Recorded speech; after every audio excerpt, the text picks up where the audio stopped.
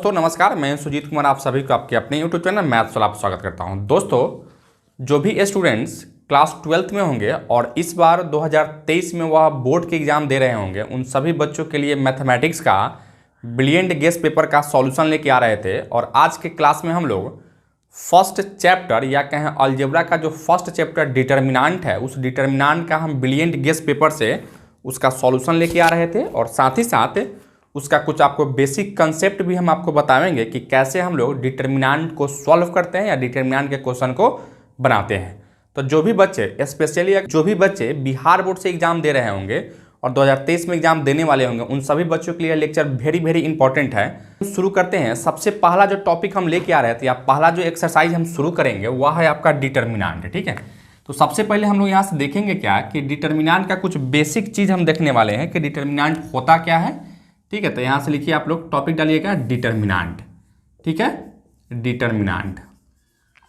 जो हिंदी मीडियम वाले बच्चे होंगे वह डिटर्मिनेंट को हिंदी में सारणी कहा जाता है। हालांकि मैथमेटिक्स में कोई लैंग्वेज होता नहीं है, मैथमेटिक्स तो मैथमेटिक्स है। ठीक है, लेकिन फिर भी आपको अगर डिटर्मिनेंट का अगर आप हिंदी जानना चाहते हो तो डिटर्मिनेंट का हिंदी क्या होता है, तो सारणी कहा जाता है दोस्तों। ठीक है, तो सबसे पहले हम देखेंगे क्या कि भाई डिटर्मिनेंट होता क्या है, उसको कैसे पहचानेंगे कि यह डिटर्मिनेंट का ही क्वेश्चन है दोस्तों।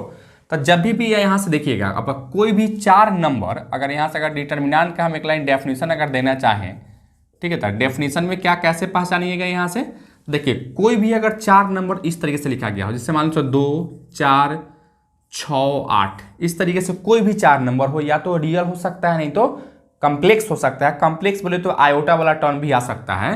तो अगर इस तरीके से अगर आपको अरेंज किया गया हो, अर्थात इस तरीके से लिखा गया हो, बीच में कहीं कॉमा नहीं है, और इस तरीके से अगर लिखा गया हो तो, और इसको हम अगर इस तरीके से लाइन अगर दो खींच देते हैं तो इसी को हम लोग कहते हैं डिटर्मिनेंट दोस्तों। इसी को क्या कहते हैं, डिटर्मिनेंट कहते हैं।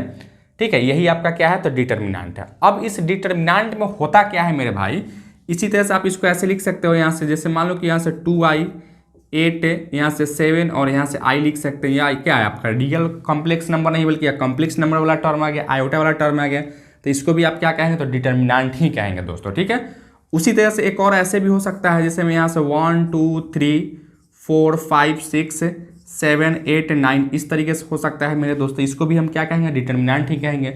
उसी तरह से आपको फोर्थ ऑर्डर का भी हो सकता है। तो सबसे पहले देखिए यहाँ से ऑर्डर की हम बात करते हैं। तो ऑर्डर में होता क्या है कि इसमें देखिए यहाँ से डिटर्मिनेंट में बहुत सारे बेसिक टर्म्स होते हैं, उस टर्म्स के बारे में हम लोग सीखते हैं। तो सबसे पहले वहाँ एक रो कहलाता है, एक कॉलम होता है दोस्तों। ठीक है, तो यहाँ से देखिए, या जो फर्स्ट लाइन है इसको हम इस तरीके से, या जो फर्स्ट लाइन है इसको आप कहते हो रो नंबर 1 है, रो नंबर 1 है जिसको डिनोट करते हैं R1 से।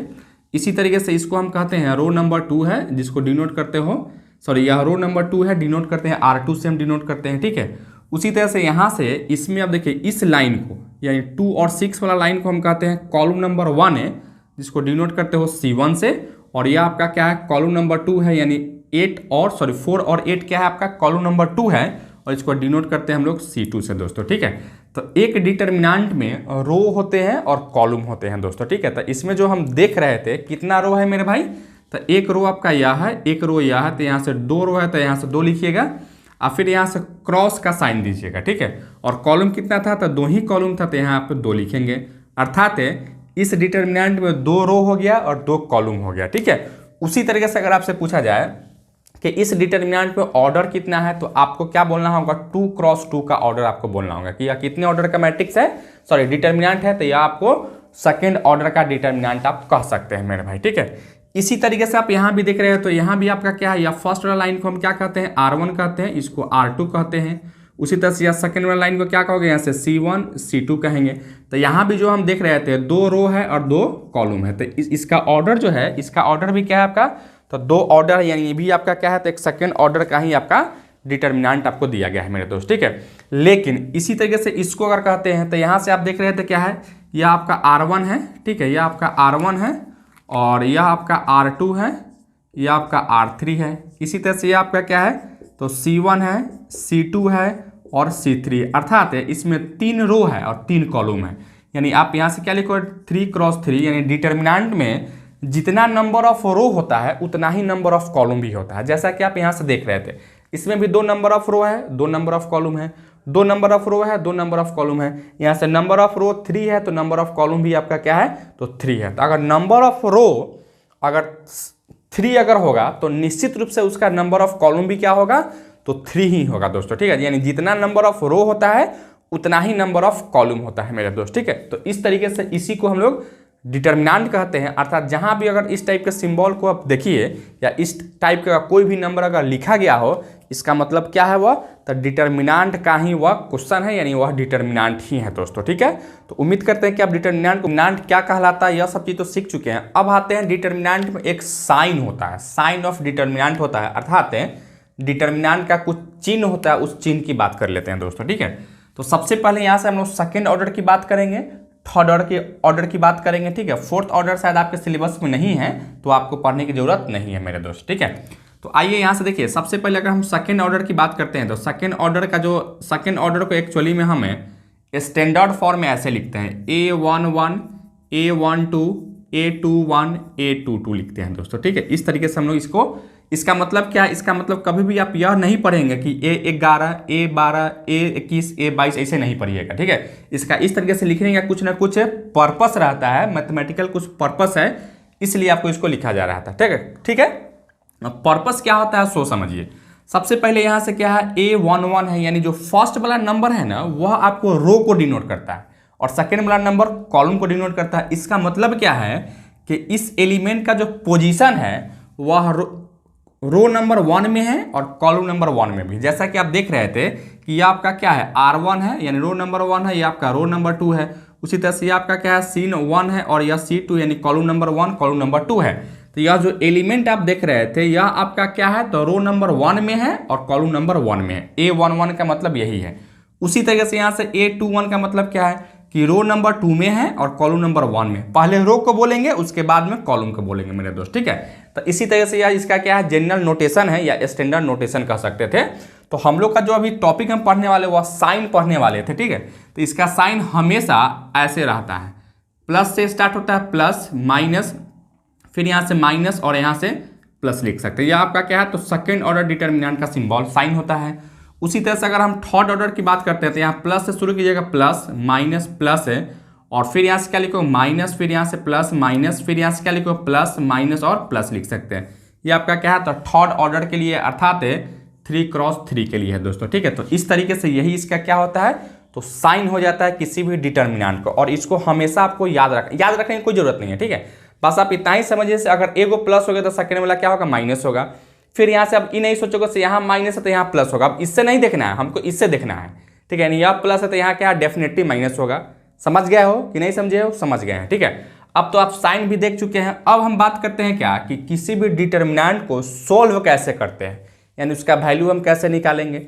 समझ गए हैं। सबसे पहले हम क्या देखें कि डिटर्मिनेंट्स क्या होता है, डिटर्मिनेंट्स में साइन कैसे, मतलब साइन क्या होता है या उसका साइन जो प्लस माइनस का जो साइन होता है वह साइन क्या होता है। इसके बाद में आप सीखेंगे क्या कि डिटर्मिनेंट्स को हम तोड़ते कैसे हैं, अर्थात डिटर्मिनेंट को हम सोल्व कैसे करते हैं मेरे भाई, ठीक है। तो आइए हम लोग यहाँ से शुरू कर लेते हैं। देखिए सोल्व करने के लिए भी हम लोग यहाँ क्या करते हैं, कुछ एग्जांपल के थ्रू समझते हैं। जैसे सपोज कीजिए कि यहाँ से कोई अगर सेकंड ऑर्डर का डिटर्मिनेंट आपको दिया गया है, ठीक है। मान लो कि अगर यहाँ से आपको कोई 2 4 6 8 आपको दिया गया हो, ठीक है। जब भी अगर आपको सेकेंड ऑर्डर का डिटर्मिनेंट अगर आपको देखा, जैसे मान लो कि A B C और D अगर आपको दिया गया है तो आप क्या कीजिएगा, क्रॉस गुना कीजिएगा, ठीक है। यानी इसमें इससे गुना कीजिएगा और इसमें इससे गुना कीजिएगा, ठीक है। अर्थात क्या लिखोगे यहाँ से AD और माइनस का BC करेंगे। ऑलवेज हमेशा पहले AD उसके बाद में BC करेंगे, ठीक है। क्यों, क्योंकि यहाँ AD को जो है ना, इस चीज़ को कहा जाता है लीडिंग डायगोनल। क्या कहा जाता है, यह लीडिंग डायगोनल कहा जाता है और डायगोनल कहा जाता है। और इसको जो है ना सेकेंडरी डायगोनल कहा जाता है। सेकेंडरी यानी सेकेंडरी तो पीछे ही रहेगा ना, सेकेंडरी डायगोनल कहा जाता है, ठीक है। तो हमेशा आप यह बात को ध्यान रखिएगा क्या कि AD माइनस का हमको क्या करना है, BC करना है मेरे दोस्त, ठीक है। तो उसी तरीके से अगर आप इसको सॉल्व कीजिएगा तो क्या लिखोगे आप यहाँ से, देखिए 8 दूना 16 और माइनस 6 चौका 24 इक्वल टू क्या लिखोगे यहाँ से, तो माइनस का 8, यानी इस डिटर्मिनेंट का यही आंसर हो गया। और डिटर्मिनेंट को जनरली जो है ना डेल से सूचित किया जाता है और नहीं तो ABC से सूचित किया जाता है दोस्तों, ठीक है। तो यही आपका क्या होगा, तो आंसर हो गया माइनस का 8 हो गया। इसी तरीके से मेरे दोस्त देखिए, यहाँ से अगर मान लो कि यह एक और एग्जाम्पल लेते हैं कि मान लो कि यहाँ से cos 15 साइन 75, ठीक है। और यहाँ भी आप क्या लिख रहे थे, यहाँ से हम लोग यहाँ से आप लिख रहे हैं क्या, साइन 15, और यहाँ हम क्या लिख रहे थे, cos 75 लिख रहे थे, ठीक है। यहाँ से क्या लिख रहे थे, cos 75 नहीं, बल्कि हम 75 ही हम यहाँ से लिख रहे थे, ठीक है। अगर इसका वैल्यू अगर आपसे कहा जाएगा निकालने के लिए तो क्या करोगे आप, यहाँ से तो इसमें इससे गुना करोगे, यानी क्या लिखो यहाँ से cos 75 इंटू cos 15 माइनस का साइन 75 इंटू साइन 15 लिख सकते हैं, ये लिख सकते हो ना। अब हम सब जानते हैं ट्रिग्नोमेट्री में क्या होता है, cos a प्लस बी का क्या फॉर्मूला जानते हो, यहाँ से cos a plus B equal to हो जाता है cos a into cos b और minus sine a into sine B हो जाता है दोस्तों, ठीक है। तो इस तरीके से हो जाता है। तो इसको देखिएगा, इसको देखिए क्या फ़र्क है, बस a की जगह पर 75 डिग्री दिया गया है और b की जगह पर आपको 15 डिग्री दिया गया, अर्थात इसको क्या लिख सकते हो, तो यहाँ से cos 75 आप प्लस का 15, अर्थात क्या लिखेंगे यहाँ से cos 90 लिख सकते हो, और cos 90 का वैल्यू क्या हो जाता है, 0 हो जाता है। तो यही इसका फाइनली क्या होगा, आंसर हो जाता है दोस्तों, ठीक है। तो जब भी अगर आपको सेकेंड ऑर्डर का डिटर्मिनेंट अगर दिया गया हो तो आप क्या कीजिएगा, यहाँ से तो आप हमेशा इस तरीके से AD माइनस का BC करेंगे मेरे भाई, ठीक है। अब आते हैं, अगर आपको सेकेंड ऑर्डर का डिटर्मिनेंट अगर आपको नहीं देके थर्ड ऑर्डर का डिटर्मिनेंट अगर दे देता है तो आप उसको कैसे सोल्व करेंगे। तो सबसे पहले हम लोग का अप्रोच क्या होगा कि अगर मान लो कि अगर थर्ड ऑर्डर का डिटर्मिनेंट अगर आपको दे दिया गया हो तो उस थर्ड ऑर्डर के डिटर्मिनेंट को आप क्या करेंगे, सेकेंड ऑर्डर में ब्रेक करेंगे, यानी सेकेंड ऑर्डर में उसको तोड़ेंगे।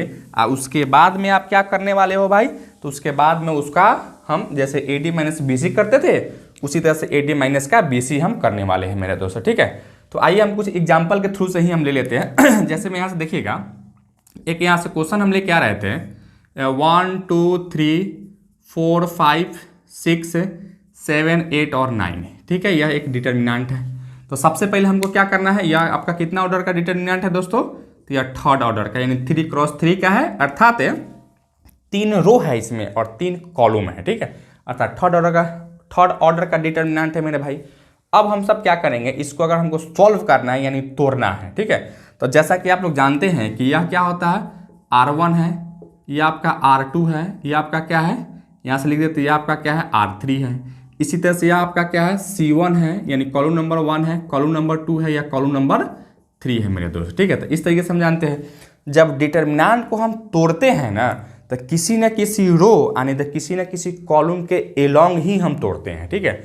और जिसके एलोंग हम तोड़ते हैं उसको लिखना जरूरी रहता है कि भाई आप किसके एलोंग तोड़ रहे हैं, क्योंकि जब एग्जामिनर या जो कॉपी चेक करेगा उसको भी तो पता चलना चाहिए ना कि आप किसके एलोंग तोड़े हैं, क्योंकि इसमें तो देख रहे हैं 3 रो है और 3 कॉलम है, तो किसके एलोंग आप तोड़ रहे हैं इसको लिखना पड़ेगा दोस्तों, ठीक है।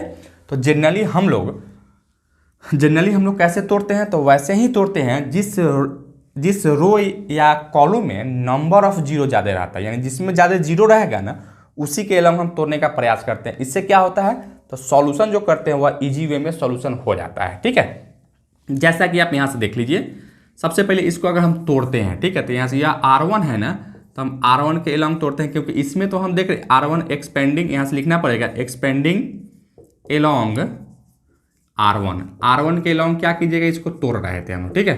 तो R1 तो आपका यही है, तो R1 का यही है, तो R1 का जो फर्स्ट एलिमेंट है वह क्या दिखाई दे रहा है, तो फर्स्ट एलिमेंट यहाँ से 1 दिखाई दे रहा है, तो यहाँ से 1 लिखिएगा और इस 1 के सामने जो रो है नंबर रहेगा, यानी इसको डिलीट कीजिएगा और इसको डिलीट करने के बाद उसको तोप दीजिएगा, तोपने का उसको हटा दीजिएगा, ठीक है। हटाने के बाद जो एलिमेंट आपको बच जाएगा वही लिखना है, अर्थात क्या यहाँ बचा है, तो 5 6 8 और 9 बच गया मेरे भाई, ठीक है। और इसका साइन देखिए, साइन ऑफ डिटर्मिनेंट हम पढ़े थे ना, साइन ऑफ डिटर्मिनेंट क्या होता था, प्लस माइनस प्लस, फिर यहाँ से माइनस प्लस माइनस, फिर यहाँ से प्लस माइनस और प्लस हुआ करता था, ठीक है। तो यहाँ तो प्लस होता था, तो प्लस यहाँ कुछ नहीं लिख रहे थे, इसका मतलब क्या है, प्लस ही रहा होगा, ठीक है। तो यहाँ हम नहीं लिख रहे थे। और में आप क्या देख रहे हो, यहाँ तो माइनस है, तो माइनस को अगर नहीं लिखेंगे तो फिर गड़बड़ हो जाएगा ना, नहीं लिखोगे तो प्लस हो जाएगा, तो इसलिए माइनस को लिखना पड़ेगा।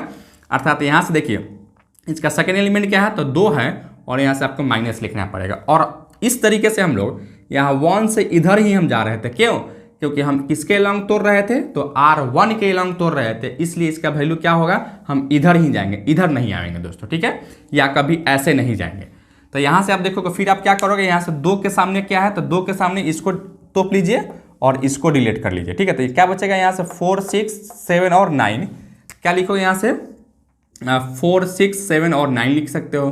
फिर इसी तरह से यहाँ से प्लस क्या है, इसका साइन तो प्लस होगा, यहाँ 3 है तो 3 लिखिएगा।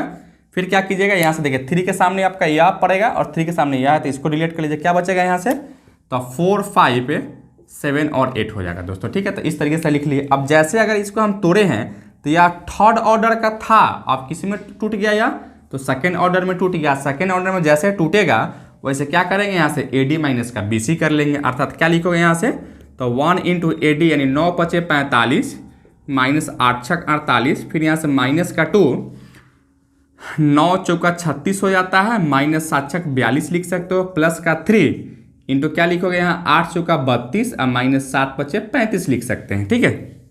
इसी तरह से इसको आगे बढ़ाइए, 1 इंटू माइनस का 3 माइनस का 2 इंटू 42 में से 36 को अगर जोड़ेंगे, माइनस 42 में 36 को जोड़िएगा तो आप यहाँ पाइएगा माइनस का 6 प्लस का 3 इंटू यहाँ से माइनस का 3 पाएंगे, अर्थात यहाँ से माइनस का 3 प्लस का 12 माइनस का 9 इज इक्वल टू क्या लिखोगे यहाँ से प्लस का 12 माइनस का 12 इक्वल टू 0, अर्थात इसका जो डेल्टा का वैल्यू आपको मिला यही आपको क्या मिल गया, तो 0 मिल गया दोस्तों, ठीक है।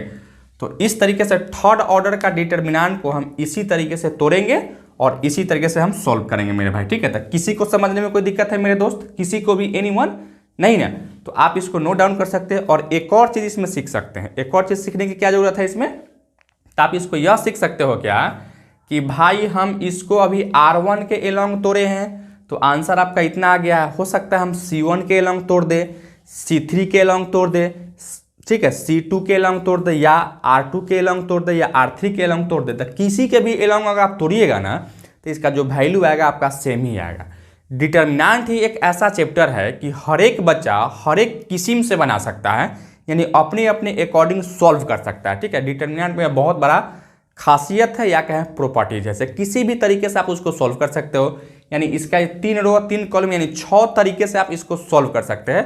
6 बच्चा होगा, डिफरेंट तरीके से सोचेगा और डिफरेंट तरीके से आप उसको क्या कर सकते हो, सोल्व कर सकते हैं, और सबका आंसर सही ही होगा और आंसर आपका वैल्यू सेम ही आएगा मेरे दोस्त, ठीक है।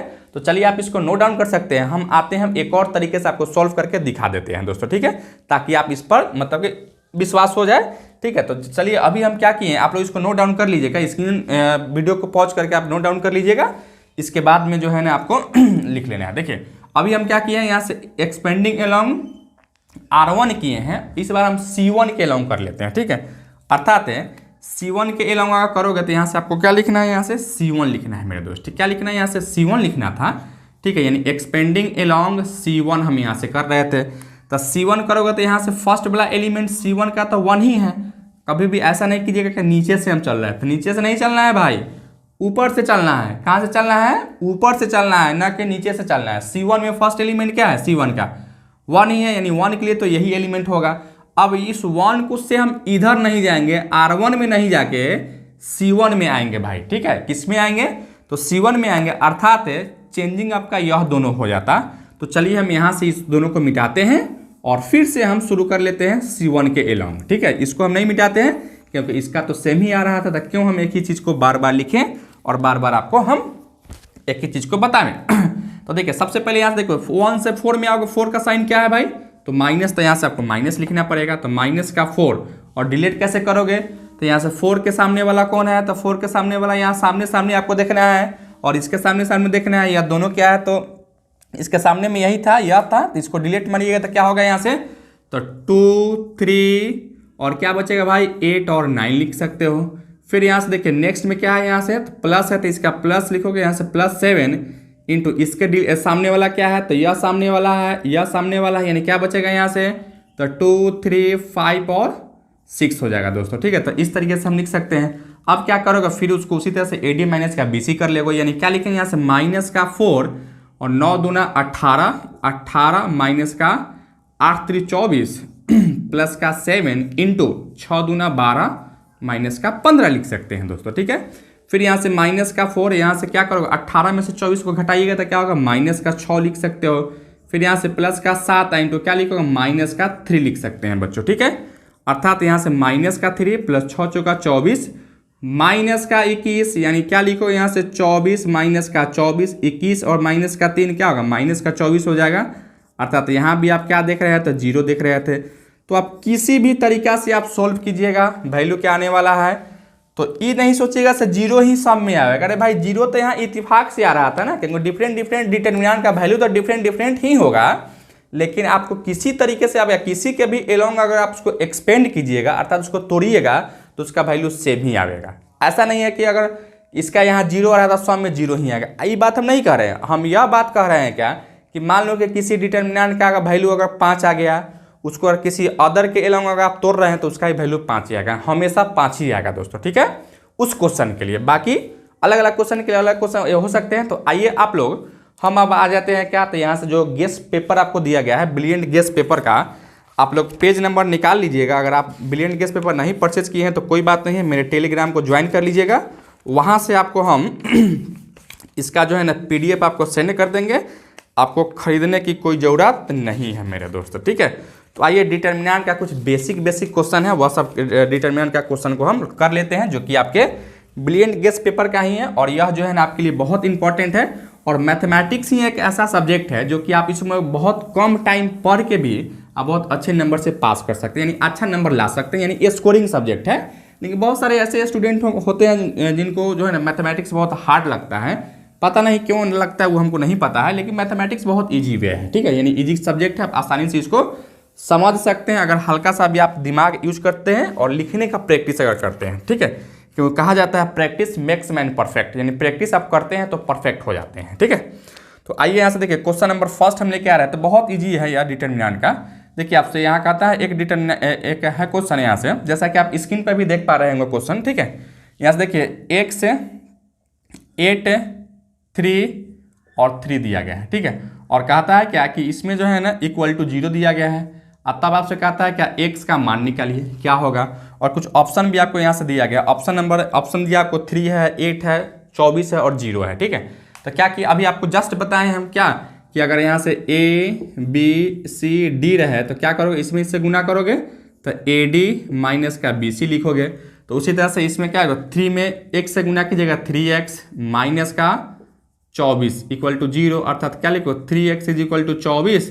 तो x इज इक्वल टू क्या लिखेंगे 24/3 यानी 8 3 24, यानी x का वैल्यू क्या होगा 8 हो जाता है। अब आप ऑप्शन देख लीजिए, ऑप्शन नंबर क्या है, तो ऑप्शन नंबर 20 का करेक्ट है, ठीक है, यही आपका ऑप्शन नंबर बी हो जाएगा। इसी तरह से दोस्तों यहाँ से देखिए क्वेश्चन नंबर 2 में आते हैं। क्वेश्चन नंबर 2 आपको थर्ड ऑर्डर का दिया गया है, ठीक है। कितने ऑर्डर का दिया गया है, थर्ड ऑर्डर का, अर्थात यहाँ से क्या दिया गया है x + a, फिर यहाँ से आपको b, फिर यहाँ से c, फिर आपको यहाँ से दिया गया है a, ठीक है, यहाँ भी आपको x प्लस का b और यहाँ से c, फिर यहाँ से आपको दिया गया है a और यहाँ से b और यहाँ से x प्लस का c इक्वल टू कुछ नहीं है 0 है, ठीक है। तब कहता है क्या कि आप x का वैल्यू क्या होगा, यही x का वैल्यू आपको निकालना है। तो चलिए हम x का वैल्यू कैसे निकालते हैं इसको भी देख लेते हैं, ठीक है। लेकिन हालांकि यह थर्ड ऑर्डर का है और डिटर्मिनेंट में तभी आपको बेसिक चीज़ ही अभी आपको हम बताए हैं, ठीक है। लेकिन फिर भी आप इसको देखिए कैसे हम सोल्व कर सकते हैं। डिटर्मिनेंट में और बहुत सारा टॉपिक है, उसका प्रॉपर्टीज ऑफ डिटर्मिनेंट भी आता है, ठीक है। तो उस प्रॉपर्टी के यूज करके जो है ना इस क्वेश्चन को हम कर लेते हैं। सबसे पहला बात हम क्या कर लेते हैं यहाँ से, ठीक है, सबसे पहला चीज़ हम क्या कर सकते हैं इसको कि इतना इक्वल टू अगर 0 दिया गया है तो x का वैल्यू निकालना है, क्वेश्चन में हमको दे रखा है, तो हम लोग क्या करेंगे इसको, ठीक है। तो देखिएगा यह आपका क्या है C1 है, सॉरी यह R1 है, R2 है, R3 है, C1 है, C2 है, C3 है। तो हम सब क्या कर रहे थे यहाँ से कि हम सब यहाँ से C1 इक्वल टू, देखिए डिटर्मिनेंट में जब इस तरीके का साइन दिया जाता है तो इसको इक्वल टू पर आ जाता है, तीर का जो निशान देते हैं उसको इक्वल टू पर आ जाता है, ठीक है। तो C1 equal to C1 plus C2 plus C3। अब यह कैसे कर रहे थे, तो यह प्रॉपर्टीज ऑफ डिटर्मिनेंट से कर रहे थे, अर्थात डिटर्मिनेंट का कुछ प्रॉपर्टीज होता है, 5 या 6 प्रॉपर्टीज होता है, उस प्रॉपर्टीज के अनुसार ही हम इसको लिख रहे थे, ठीक है। अर्थात हम क्या कर रहे थे कि C1 में C1 को भी जोड़ रहे थे, C2 को भी जोड़ रहे थे और C3 को भी जोड़ रहे थे, ठीक है। अर्थात आप इसको क्या करोगे यहाँ से, तो देखिए यहाँ से इसको जोड़ेंगे तो क्या होगा, यहाँ से x प्लस a है, फिर यहाँ से b को x प्लस a था, फिर ये C1 हो गया, C2 की जगह पर b है, प्लस C3 की जगह पर क्या है c है, अर्थात यहाँ से लिखोगे क्या x प्लस a प्लस का b प्लस का c। उसी तरह से इसमें इसको जोड़िएगा तो क्या होगा, यहाँ से x plus a plus B plus का सी, यहाँ भी क्या लिखो X plus A plus B plus का सी लिख सकते हैं, ठीक है। और क्या बच गया यहाँ से, तो बी एक्स प्लस का बी, यहाँ से बी, फिर यहाँ से सी एक्स प्लस का सी लिख सकते हैं। इक्वल टू क्या मिलेगा आपको दोस्तों, तो 0 मिल जाएगा। अब इस तरीके से हम देख रहे थे क्या कि यह C1 में जो है ना सम में x plus A plus B plus सी है, कॉमन निकाल सकते हो। तो यहाँ से आइए हम कॉमन निकाल लेते हैं। और एक और चीज़ आप ध्यान दीजिएगा कि आपको जब क्वेश्चन में ऑब्जेक्टिव, जैसे आप बिहार बोर्ड के एग्जाम दे रहे होंगे तो बिहार बोर्ड में आपको ऑब्जेक्टिव क्वेश्चन पूछा जाता है, यानी वो 1 नंबर के लिए पूछा जाता है, 2 नंबर के लिए पूछा जाता है और एक 5 नंबर के लिए पूछा जाता है, यानी 3 टाइप से आपसे क्वेश्चन पूछे जाते हैं। और यह क्वेश्चन आपको 1 नंबर के लिए ही दिया गया है, ठीक है। लेकिन 1 नंबर के लिए दिया गया है, लेकिन इसको जब सोल्व कीजिएगा तो वह 5 नंबर जितना आप क्वेश्चन बनाओगे, तो यही क्वेश्चन अगर 5 नंबर में दे देगा तो वह 5 नंबर के लिए हो जाएगा, 2 नंबर में दे देगा तो वह 2 नंबर के लिए हो जाएगा, और 1 नंबर के लिए देगा तो 1 ही नंबर होगा। लेकिन सम में टाइम, सोल्व करने का टाइम आपको उतना ही लगेगा दोस्तों, ठीक है। बड़ा क्वेश्चन है, इसको सोल्व करना पड़ेगा। अगर आप सोल्व नहीं करते हैं तो फिर आपको अंदाजिए क्या करना होगा, तो ऑप्शन को टिक आउट करना होगा। तो अंदाजी करेंगे तो गलत होने की संभावना रहेगा, इसलिए हम इसको सॉल्व करेंगे। अगर यही क्वेश्चन 5 नंबर के लिए दिया रहता तो फिर सॉल्व करके उसी तरह से हम लिख लेते। हालांकि यह 1 नंबर के, तो सॉल्व करके क्या करेंगे, खाली आंसर को टिक कर लेंगे, ठीक है। तो आइए हम इसको सॉल्व कर लेते हैं। तो सबसे पहले क्या करोगे, यहाँ से C1 में देख रहे थे क्या है, यह कॉमन निकल रहा था, यहाँ से कॉमन निकालिए। यहाँ से लिखना पड़ेगा टेकिंग कॉमन या taking x plus A plus B plus C common from C1 we get. हम क्या कर रहे थे, C1 से इसको कॉमन निकाल रहे थे, अर्थात यहाँ से क्या लिखोगे, x plus A plus B plus C into common निकलिए तो क्या बचेगा यहाँ से, तो यहाँ से 1 हो जाएगा, तो यहाँ से 1 1 1 बी एक्स प्लस का बी, यहाँ से बी, यहाँ से क्या है सी एक्स प्लस का सी इक्वल टू क्या बचेगा, यहाँ से 0 है तो 0 लिखेंगे। तो इस तरीके से हम लिख सकते हैं। अब हमको क्या करना है, अब हमको इसको या तो एक्सपेंड कर सकते हो या नहीं, तो इसको थोड़ा 0 ला लेते हैं। 0 कैसे लाएंगे, तो फिर प्रॉपर्टीज का यूज करेंगे। प्रॉपर्टीज हालांकि आप लोग नहीं पढ़े होंगे, फिर भी यहाँ से आपको प्रॉपर्टीज के थ्रू हमको हम समझाने का प्रयास करेंगे, ठीक है। तो प्रॉपर्टीज में क्या कहता है कि अगर प्रॉपर्टीज हम वहाँ यूज करते हैं जहाँ हम 0 ला सके, क्या ला सकते, 0 ला सकते। तो आइए यहाँ से देखिए 0 कब आता है, जब इक्वल में से इक्वल को घटता है, यानी सेम में से सेम को घटाइएगा तब ना 0 आएगा भाई। तो यहाँ देखिए 1 भी सेम है, 1 भी सेम है, दोनों सेम है, सी दोनों सेम है, यानी इसमें से इसको घटाइएगा, यानी क्या लिखो, R1 equal to R1 minus का R2 लिख सकते हैं, ठीक है। अर्थात क्या बचेगा, यहाँ से x plus A plus B plus सी को एज इट इज लिखिएगा। और यहाँ देखिए चेंजिंग किस में होगा, इक्वल टू किसके साथ है, तो R1 के साथ है, अर्थात चेंजिंग आपका R1 में ही होने वाला है दोस्तों, ठीक है। अर्थात यहाँ से 1 में से 1 को घटाइएगा 0, ये क्या है, R1 B है, B में से x प्लस बी को घटाइए तो b से b कटेगा, माइनस का x हो जाएगा, c से c कटेगा, यहाँ से 0 लिख सकते हो। फिर यहाँ से 1 x प्लस का b, c 1 b x plus का c, इसको एज इट इज कर दिए क्योंकि इसमें तो कुछ करबे नहीं किए हैं, क्योंकि यह तो R1 में ही चेंजिंग होता है। इस तरीके से इसको हम कर दिए। अब मेरा मेन काम क्या है दोस्तों, अब इसको क्या करना है हमको, तो एक्सपेंड करना है। एक्सपेंड आप तभी कीजिएगा जब कम से कम 2 0 ला लीजिएगा। कम से कम 2 0 लाएंगे तो उसको सोल्व करने में बहुत आसानी होगा, सोल्व करने की कोई ज़रूरत ही नहीं पड़ेगा, अर्थात उसका वैल्यू डायरेक्ट 0 लिख सकते थे, ठीक है। तो यहाँ से देखिए क्या लिखोगे, यहाँ से x प्लस, यहाँ से एक्सपेंड कर लीजिए, किसके लोग एक्सपेंड करेंगे, तो R1 के लोग। तो यहाँ से क्या लिखोगे, एक्सपेंडिंग का स्पेलिंग थोड़ा सा सुधारिएगा आप लोग, expanding along R1 we get, ठीक है। R1 के लंग तोड़ते हैं, क्या लिखो, यहाँ से x plus A plus B plus C as it is रहेगा, और यहाँ से कैपिटल ब्रैकेट दे दीजिए। देखिए यहाँ 0 है, सबसे पहले क्या लिखते हैं, 0 इंटू इसको डिलीट करते हैं, इसको डिलीट करते हैं, तो 0 में कोई भी नंबर से गुना कीजिए तो क्या होगा, 0 ही हो जाएगा, अर्थात उसको लिखने की कोई ज़रूरत नहीं है। फिर इसका साइन क्या होता है, माइनस वहाँ होता था ओरिजिनल साइन, और यहाँ क्या दिया है क्वेश्चन में साइन क्या दिया, तो माइनस है, तो माइनस और माइनस प्लस, तो यहाँ से प्लस x। फिर इसको क्या कीजिएगा, इसके सामने को डिलीट कीजिएगा, इसके सामने को, तो क्या बचेगा, यहाँ से 1 1 c x प्लस सी, यानी 1 1 c x प्लस का c होगा दोस्तों, ठीक है। और फिर यह वाला टर्म क्या होगा, 0 हो जाएगा, अर्थात यहाँ से क्या लिखोगे, 0 लिख सकते हो।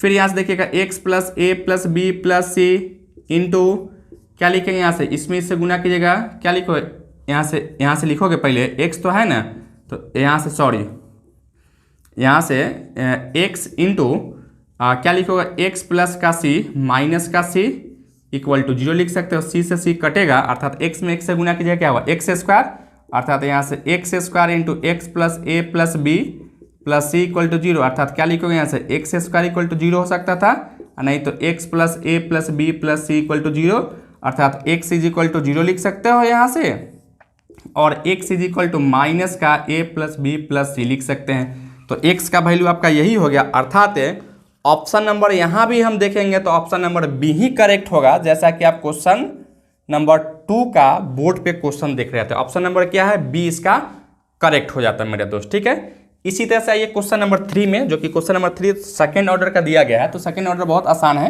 ठीक है। तो आइए हम लोग सेकंड ऑर्डर के क्वेश्चन को भी देख लेते हैं, ठीक है, कि कैसे सॉल्व करेंगे। हालांकि जो भी बच्चे नहीं पढ़े होंगे उनके लिए यह सब चीज़ है, जो बच्चे पढ़े होंगे साल भर ऑलरेडी मेहनत किए होंगे, 10 महीना मेहनत किए होंगे, तो उनके लिए यह सब कुछ नहीं था, वे चुटकी में यह सब चीज़ कर सकते थे, ठीक है।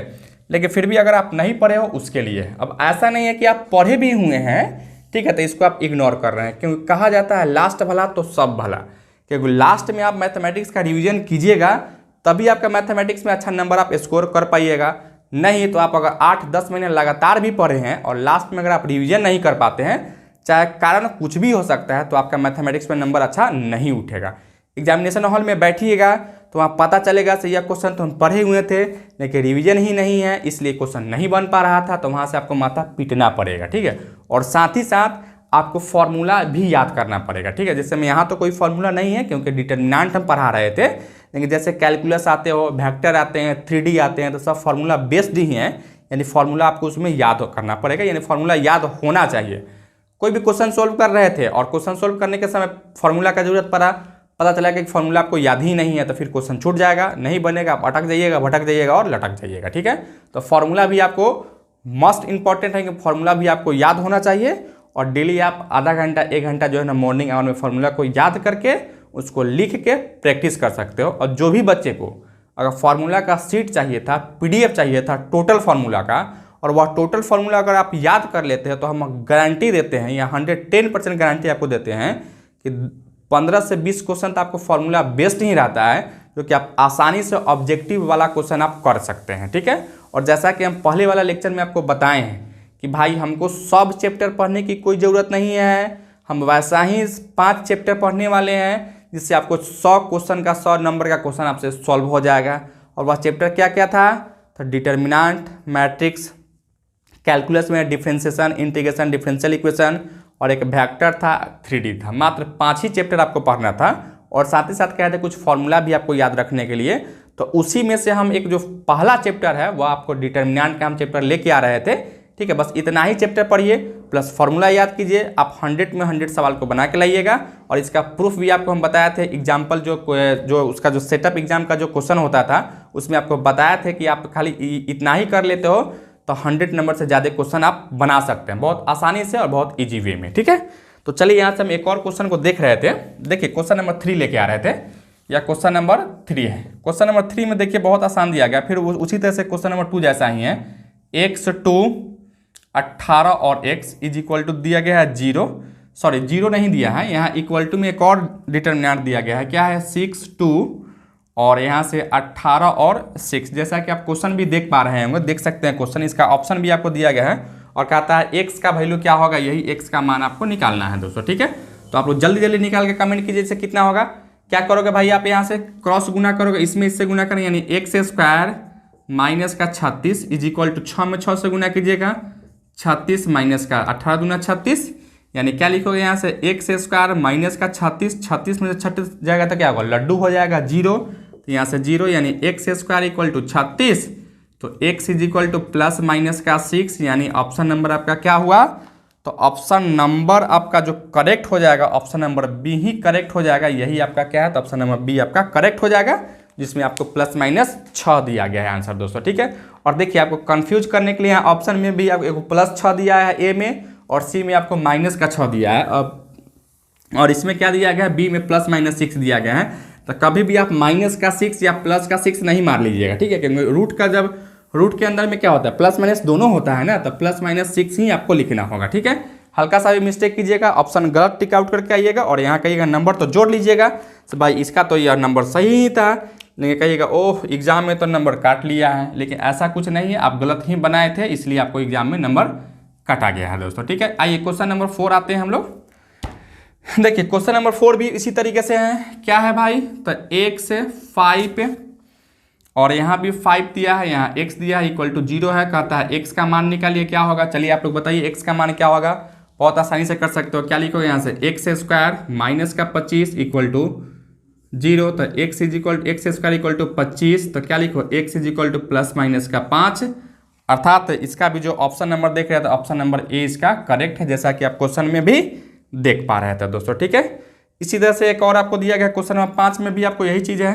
क्या है भाई, तो x 15 4 4 इक्वल टू आपको 0 दिया था। कहता है x का मतलब क्या लिखो यहाँ से 4x is equal to 4x minus 15 चौका 60 इक्वल टू 0, तो 4x इज इक्वल टू 60, तो x का वैल्यू क्या लिखोगे यहाँ से, तो 12 25 60 ना, सॉरी 15 चौका 60। ठीक है, तो यहाँ से x का वैल्यू क्या लिखेंगे यहाँ से, तो 15 लिख सकते हैं। यानी ऑप्शन नंबर इसका क्या होगा, इसका भी ऑप्शन नंबर आपका ए ही करेक्ट होगा दोस्तों। ठीक है, तो इस तरीके से हम लोग क्वेश्चन नंबर 1 से लेकर 5 तक डिटर्मिनेंट का, और उसके बाद भी हम लोग डिटर्मिनेंट का कुछ बेसिक कंसेप्ट को सीखे हैं इस लेक्चर में। तो इस लेक्चर में आज के लिए इतना ही रखते हैं। यह लेक्चर आपको कैसा लगा आप कमेंट करके जरूर बताइएगा, और साथ ही साथ चैनल पर नए होंगे तो चैनल को सब्सक्राइब कर लीजिएगा। वीडियो सबसे पहले देखने के लिए बेल आइकन को भी प्रेस कर लीजिएगा, और डेली मेरा एक दो वीडियो आएगा तो आप उसको कंटिन्यू वॉच करते रहिएगा दोस्तों। ठीक है, thank you so much for watching this.